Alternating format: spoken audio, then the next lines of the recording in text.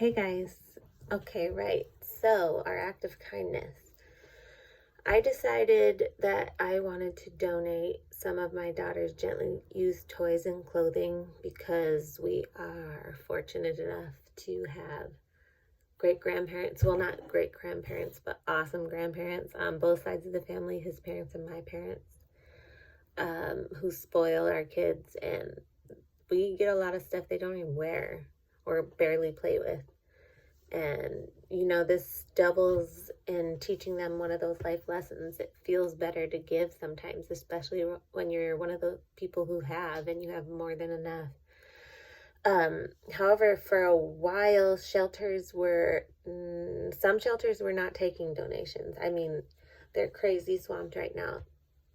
There's 150,000 unhoused residents in San Diego before COVID-19, and before that's like not including the migration things that are happening right now.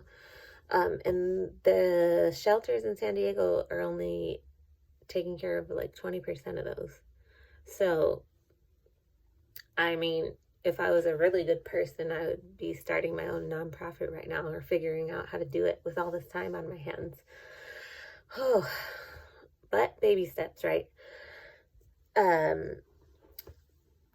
I decided, however, even though we are going to donate all this stuff that's taking up the trunk of my car, the trunk of my SUV, like the whole back of it, I decided just to give money to donations. I mean, money is what helps these organizations run. They need money.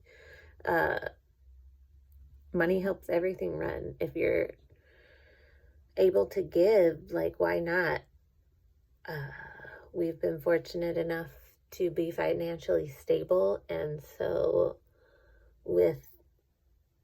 I decided to use the money that I was getting from my part-time work, and then afterwards part-time unemployment, and donate it to a few charities. And the few that I've chosen are local San Diego charities. Two of them, Border Angels and Border Kindness, assist with things along the border: water drops, supplies to shelters, education, and that's both with things like literacy and math, and education on the legal system and citizenship. And they also help with much needed legal advice and legal assistance. And then the other one is also a local one called Path. And right now they are sheltering in place, I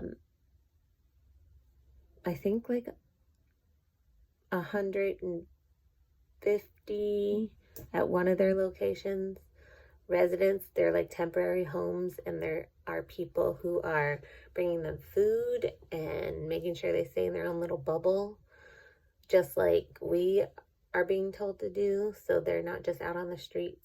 I mean, they're still accepting volunteers. They still need people to help, but that can be scary right now.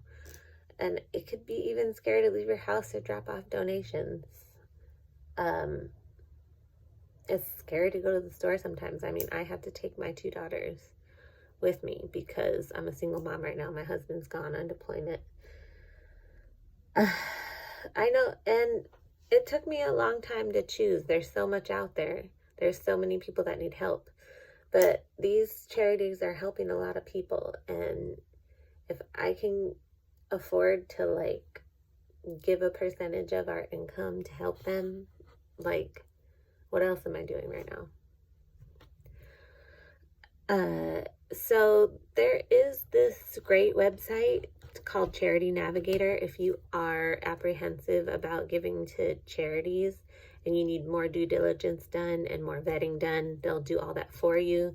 They're backed by Forbes, New York Times, CNN, NPR, some other big well-known companies. They'll give you the accountability and the transparency you're looking for. They'll break everything down where where your money's going. You can see where it's going. They score each charity. You could see what percentage of their income is from government grants and which ones are from contributors like you. They'll break down their expenses.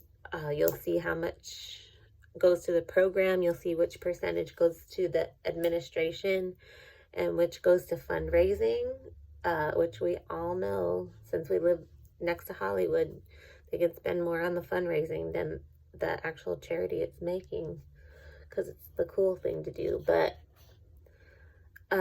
so they'll have like large charities on there. They'll also have some smaller, more organically grassroots charities, and those are easier to find, like I said, on Instagram and YouTube, and you could like see who's following them and who's supporting them. That's an easy way to vet those smaller grassroots charities. So yeah, if you're fortunate enough to be able to donate, please do. Thank you. Bye.